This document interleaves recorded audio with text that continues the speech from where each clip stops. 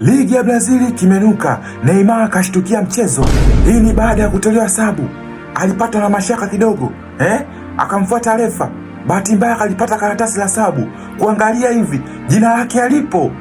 Neymar akachanganyikiwa. Alienda hadi kwenye kamera. Jamani, jina langu alipo. Wanapanga kunimaliza. Wanataka nicheze World Cup. Refa, hiki nini hiki? Hiki nini? Haiwezekani. Jina langu alipo, mtaka kunitoa nje ya uwanja. Haiwezekani. Mnapanga kunimaliza. Mnapanga. Angalieni. Hapa sitoki. Nataka haki yangu. Hapa sitoki. Refa, tulia basi. Neymar, nitakuwa mkali, sielewi, tulia. Bila shaka huyu ni Ancelotti huyu. Atakuwa Ancelotti. Aisee, mnafahamu kama Neymar Ancelotti kamtoa nje ya kikosi, unajua. Kwa hiyo Neymar anaangaliwa, anafikiriwa sasa hivi katika kuingia kwenye World Cup.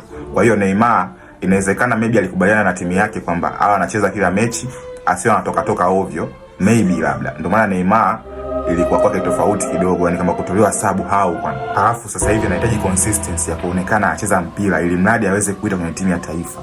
So kwenye second selection ya wachezaji ambao wanakaoita mara ya pili, jina lake Neymar naye pia lipo. Kwa hiyo anafikiriwa sasa hivi.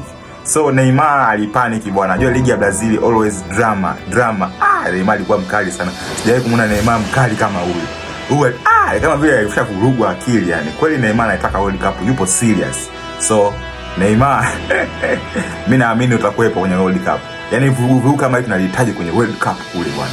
Bwana, wewe Ancelotti muite bwana ujamaa. Ligi ya Brazil ingilieni kati. Rais wa Brazil pia ingilia kati.